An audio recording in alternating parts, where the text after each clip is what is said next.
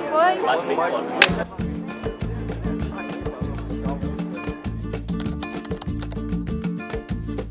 Sim, foi uma delícia, assim. Eu estava estudando comunicações quando eu soube na escola que a TV Cultura ia ter o seu primeiro jornalismo, que até então só tinha um programa de notícias por semana. E eles estavam recrutando alunos de comunicação para fazer parte do jornal. Quando eu soube, eu fui voando.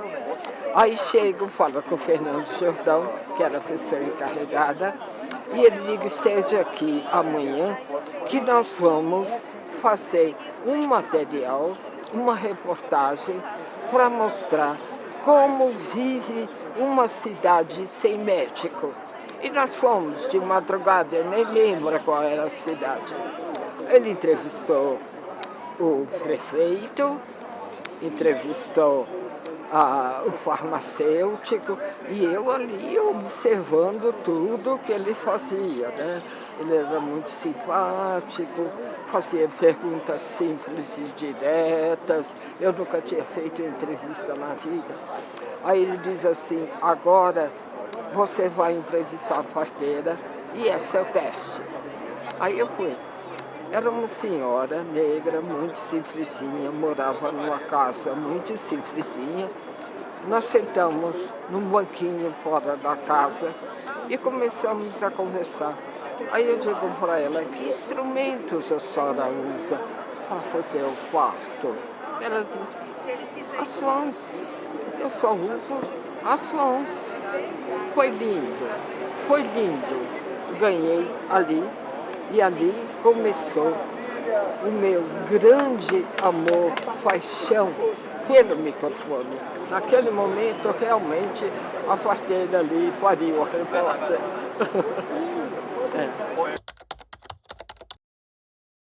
Assim, porque Vlado era o chefe de redação, mas ele trabalhava durante o dia numa revista chamada Visão, que era muito importante na época. No final do dia, ele ia e fechava o jornal. E o que aconteceu é que eu me dava muito bem com ele e ele me orientava. Isso era uma coisa maravilhosa. Como eu já tinha saído de casa, e o salário de estagiário é uma merrequinha,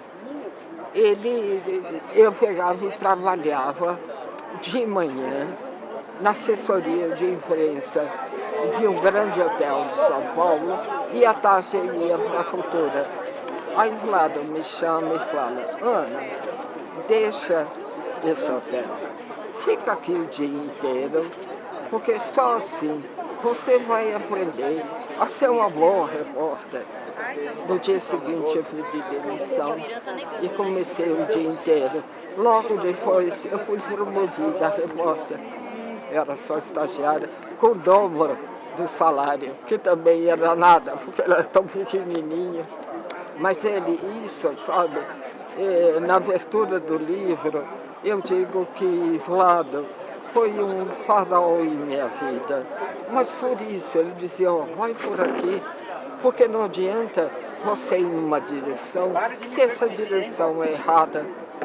Você pode trabalhar, nunca vai dar certo. E ele me apontava, realmente, eu devo muito a ele. E se formou uma amizade boa, e na redação eu conheci Ingo Ostrovsky, que veio a ser meu marido. E quando a gente se casou, o Vlado foi o nosso padrinho de casamento, né?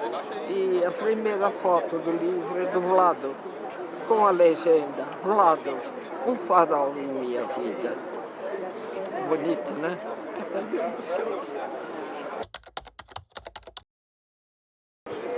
Porque eu acho que eu tive, qual seria a palavra, não, felicidade de participar de projetos que estavam começando. Então, na TV Cultura, depois, quando eu fui para a BBC nos anos 90, Naquela época se transmitia em ondas curtas e a BBC entrou triunfante no mundo digital e passou a se chamar BBC Brasil. Eu estava lá nessa época. Então, por ser muito grande de ter participado daquilo, eu participei de muita coisa boa e dessa época me marcou muito como repórter a morte da princesa Diana, porque a BBC mandou eu cobrir. Eu fui, disseram que estava tendo uma vigília em frente à casa dela. Aí quando eu chego lá, televisões de todo mundo, em todas as línguas. Aí eu entro no parque, que é o palácio dela, era num parque, 1 milhão de homenagens no chão, as pessoas chorando, se abraçando, com vela acesa. Eu nunca tinha visto aquilo na vida. Aí eu narrei isso para a BBC. Não tinha como escapar da emoção, sabe? Isso foi muito legal. E um outro projeto também que eu entrei, isso muito polêmico, foi na criação do jornal chamado Aqui Agora. Não sei se já ouviu falar nele, porque você é muito novo ainda. Mas o Aqui Agora foi um jornal do SBT muito polêmico, porque era de polícia, né? Mas eu fazia só cultura. A grande diferença desse jornal com os demais é que a gente não escrevia. No jornal convencional, você entrevista, escreve, grava, manda por aí da edição. Que agora não. Você sai narrando como se você estivesse ao vivo. Era uma adrenalina, eu amava.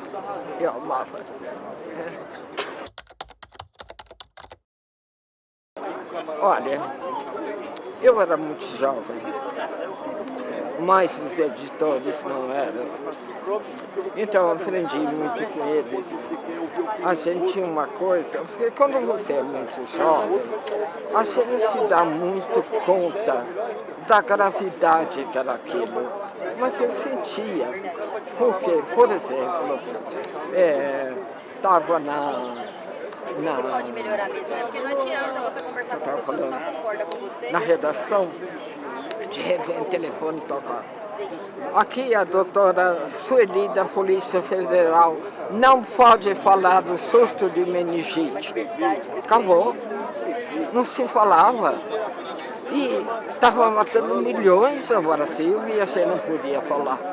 Os militares não davam entrevista e você escrevia as coisas, você aprendia a ler nas entrelinhas.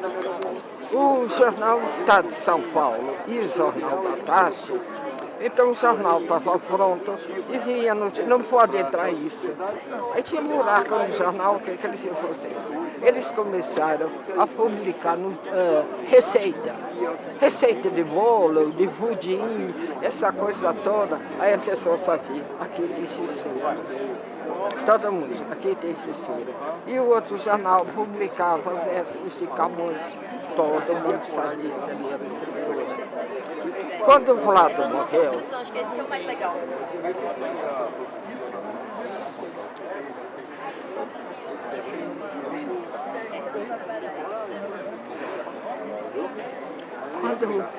Obrigadão, viu? Prazer. Um pouco antes dele morrer, eu dei a luz. E meu filho já estava em casa há uma semana e ele foi me visitar. Como meu filho chorava.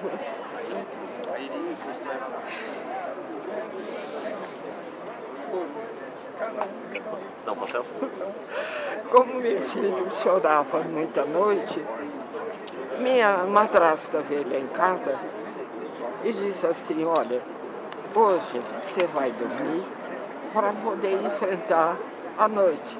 Eu falei, tá bom. Aí ela ficou lá e eu vi quando o Vlado entrou que tinha vindo me visitar e conhecer meu filho.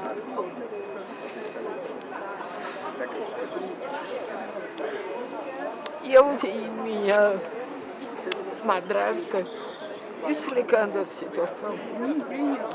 Aquela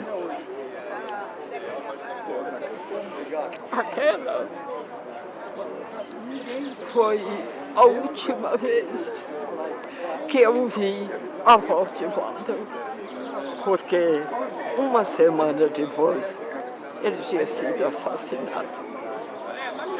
E foi muito triste, sabe? A morte de Vlado foi muito, muito triste. Agora, ele se apresentou, gente. Não é que foram catar ele se apresentou. Ele saiu de lá morto. E ninguém podia fazer nada, nada. Aí deram aquela foto, ele pendurado como tendo assassinado. Que isso, assassinado? E você não podia falar nada. Essa era a ditadura. Ela calava a sua boca. Acabou, não fala. Não fala em meningite, não fala em tortura, não fala em nada disso, como se não existisse. Agora, a minha sorte é que logo depois meu marido foi trabalhar na BBC e nós fomos para Londres, passamos 7 anos fora. E quando voltamos já estava acabando, mas foi triste, sabe?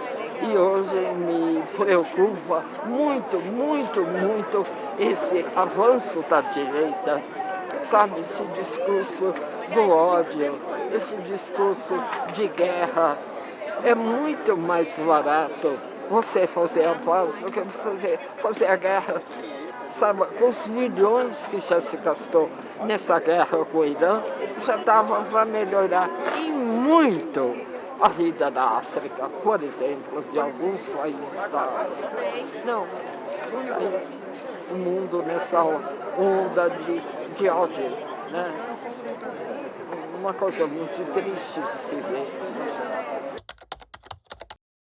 Olha, eu acho que o trabalho, por exemplo, que a gente fez naquela época que tinha ditadura, surgiram, por exemplo, vários jornalzinhos alternativos, sabe, uma outra, falando que ela podia falar, mas se sabia que era alternativo.